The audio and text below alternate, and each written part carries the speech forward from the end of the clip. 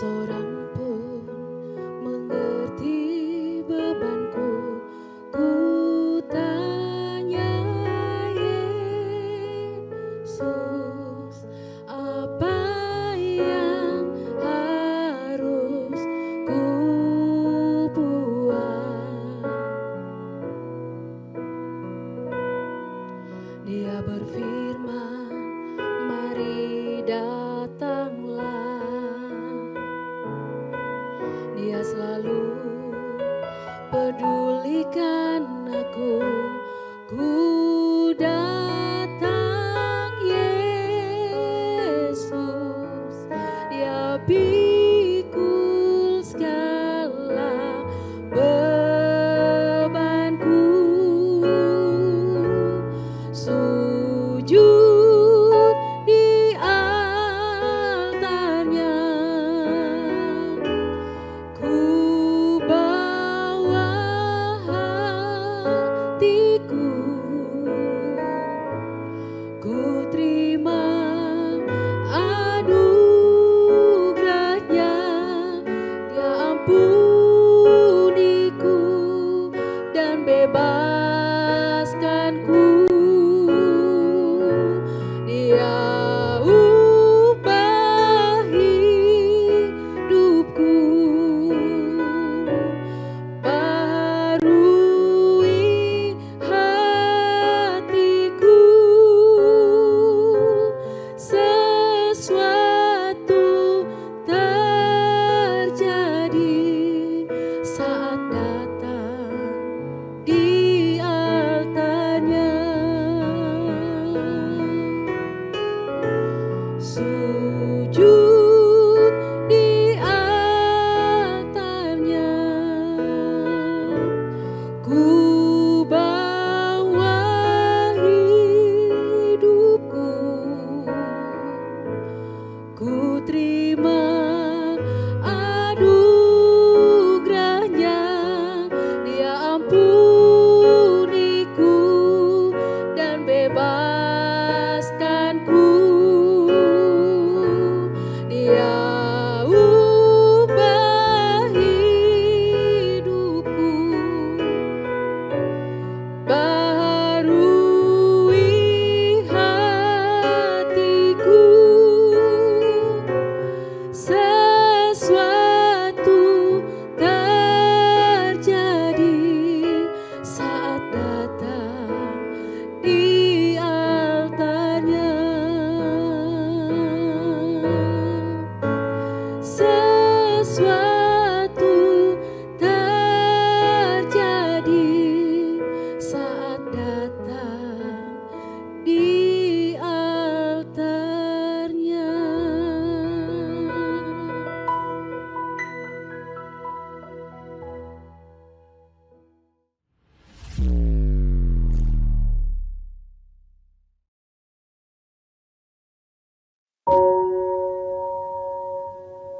Shalom jemaat yang dikasihi oleh Tuhan.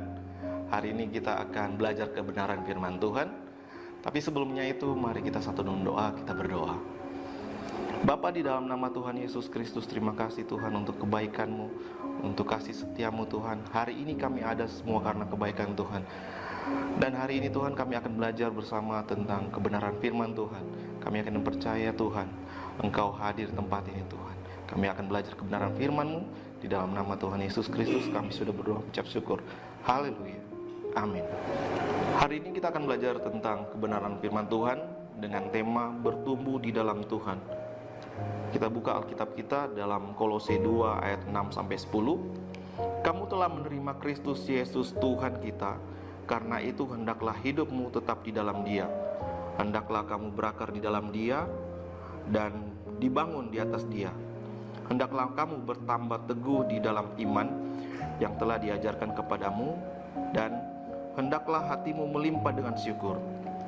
Hati-hatilah supaya jangan ada yang menawan kamu dengan filsafatnya yang kosong dan palsu menurut ajaran turun-temurun, dan roh-rohnya dunia tetapi tidak menurut Kristus. Sebab di dalam Dialah berdiam secara jasmania seluruh kepenuhan kealahan, dan kamu telah dipenuhi dalam Dia. Dialah kepala semua pemerintah dan penguasa. Rasul Paulus di dalam tulisannya di dalam Kolose 1 ayat 28 sampai 29, Paulus menekankan kepada jemaat yang ada di Kolose, yaitu kesempurnaan dalam Kristus. Hidup kekristenan adalah hidup yang berpusat pada Kristus. Artinya, kita harus meneladani Kristus, hidup seperti Kristus, dan hidup kita menjadi kemuliaan bagi Kristus. Nah, sekarang bagaimana agar kita jemaat Tuhan dapat mengalami pertumbuhan dan akhirnya menjadi sempurna dan dewasa di dalam Kristus? Kita akan belajar ada 4 hal. Yang pertama, menerima Kristus sebagai Tuhan dalam hidup kita. Kalau di ayat 6 dikatakan tadi, kamu telah menerima Kristus Yesus, Tuhan kita.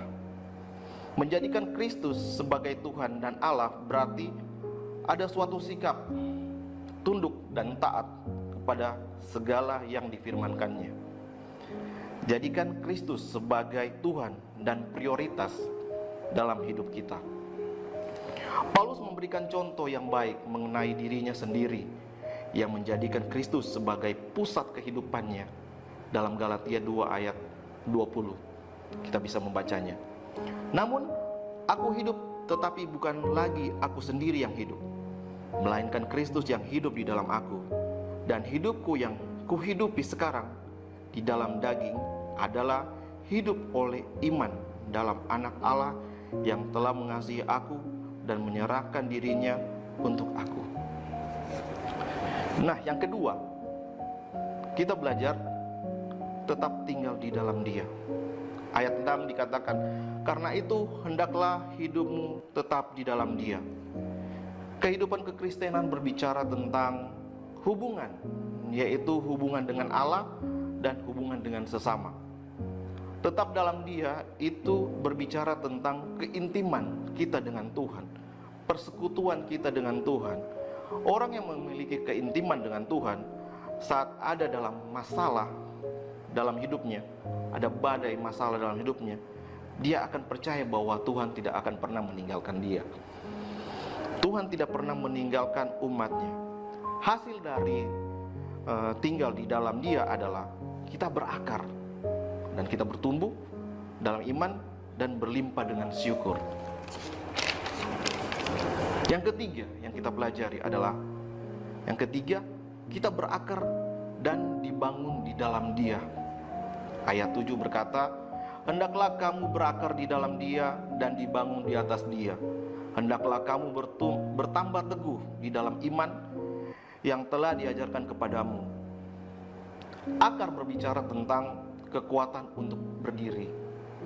Sebuah pohon tidak akan berdiri kokoh kalau tidak ada akar yang kuat, tidak memiliki akar yang kuat.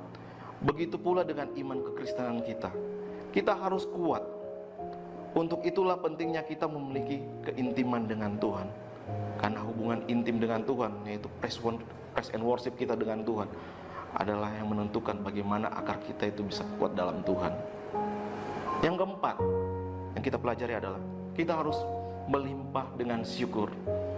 Ayat 7 di bagian akhirnya ditulis dengan begini, hendaklah hatimu melimpah dengan syukur. Orang yang memiliki keintiman dengan Allah bukan hanya mengalami pertumbuhan dalam rohani dan memiliki akar yang kuat, tetapi ia juga akan tahu bersyukur kepada Tuhan. Masalah boleh datang, pergumulan boleh datang, tapi saat kita menyingkapinya dengan rasa syukur akan luar biasa. Kita harus bersyukur kepada Tuhan yang memberi kekuatan untuk menghadapi kehidupan yang penuh dengan tantangan dan godaan. Di dalam 1 Tesalonika 5 ayat 18 berkata bahwa mengucap syukurlah dalam segala hal, sebab itulah yang dikehendaki Allah di dalam Kristus Yesus bagi kamu. Dalam kehidupan iman kita perlu terus-menerus bertumbuh dalam iman dan pengenalan akan Tuhan. Nah, bagaimana kita akan dapat bertumbuh di dalam Tuhan, atau bagaimana kita dapat bertumbuh di dalam Tuhan? Yang poin pertama tadi adalah jadikan Kristus sebagai Tuhan dalam hidupmu. Yang kedua, tetaplah tinggal di dalam Dia. Yang ketiga, kita berakar di dalam Dia. Dan yang keempat, harus belajar untuk mengucapkan syukur. Amin untuk firman Tuhan. Mari kita satu doa, kita berdoa. Tuhan, terima kasih Tuhan untuk kebaikan Tuhan. Ajar kami untuk mengerti akan kebenaran firman Tuhan. Kami mau Tuhan untuk terus hidup sesuai dengan apa yang Tuhan kehendaki dalam kehidupan kita. Kami harus bisa belajar terus tentang kebenaran firman Tuhan. Bagaimana kita dapat bertumbuh di dalam Tuhan. Ajar kami untuk menjadikan Kristus sebagai Tuhan di dalam kehidupan kita. Tetap tinggal di dalam Dia dan berakar di dalam Tuhan. Dan terus belajar untuk mengucap syukur. Kami yakin dan percaya bahwa firman-Mu Tuhan akan menguatkan kami Tuhan. Karena firman-Mu Tuhan dapat tertanam di hati kami dan bertumbuh dan berbuah untuk hormat kemuliaan bagi nama Tuhan. Terima kasih Tuhan. Terima kasih Yesus. Haleluya. Amin. Tuhan memberkati saudara. God bless you.